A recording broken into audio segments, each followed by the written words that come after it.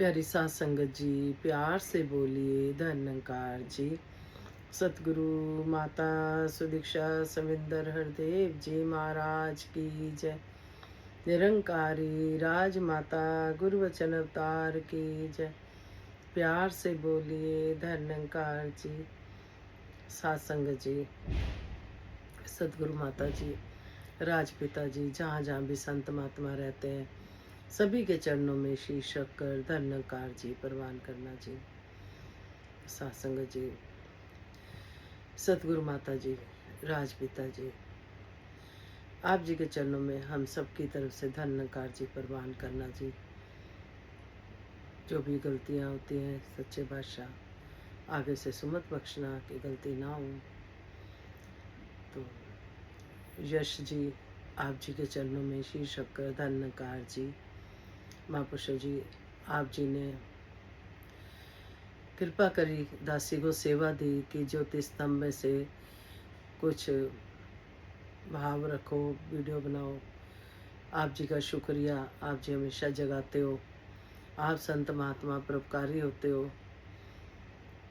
आप जानी जान होते हो। आप सिखाते हो दासी को। आपका बहुत शुक्रिया। आप जी ने जो भी ज्योति स्तंभ में से जो अब पहले भी कुछ आप जी से शेयर करा था और अब भी आप जी के चरणों में दासी जितना भी समझ में आया वो आप जी के चरणों में प्रवान करना चाहिए। तो निरंकार में तेरी शरणम बख्श लो।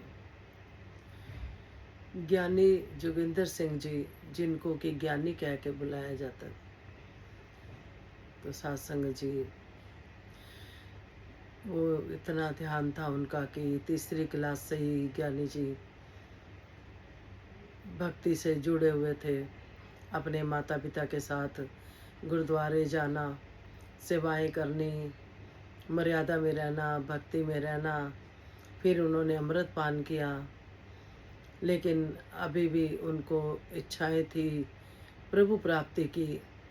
फिर उन्होंने अनेक तरह के संतों से मिलना, संतों से बातचीत करनी, ईमानदारी उनके जीवन का अंग था।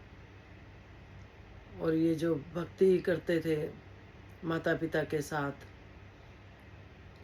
उसमें उनकी बहुत रुचि थी छोटी अवस्था से ही, बचपन से ही। सत्संग जी फिर वो बताते हैं कि उनको कोई संत महात्मा मिला। जब ये ब्रह्म का ज्ञान हुआ तो उनको समझ आ गई इस ज्ञान की इतना विशाल। फिर भक्ति में जुड़ गए बाबा अवतार सिंह जी के साथ। प्रचार यात्रा में और भी थे महात्मा, लेकिन सब में ये ज्ञानी जी खास थे, जिनका की ध्यान हर समय भक्ति से जुड़ा होना। एक बार बाबा अवतार सिंह जी ने परीक्षा लेने के लिए ज्ञानी जी से पूछा, ज्ञानी जी ये गुरुद्वारा होता क्या है? ज्ञानी जी ने कहा, 10वें पातशाही जो थे उन्होंने संतों को बेदाग करा और सबको गले लगाया, सबको माफ करा। तो उनको गले लगा लिया बाबा अवतार सिंह जी ने कि इतना अच्छा उन्होंने जवाब दिया कि उनकी झोली वरदानों से भर दी। इस तरह के जो संत महात्मा होते हैं वो कठिनाइयों से नहीं घबराते, ना वो मान अपमान का ध्यान रखते। फूलों की खुशबू की तरह वो अपना जीवन महकाते हैं, कांटों से नहीं घबराते। ऐसे संत थे ज्ञानी जी।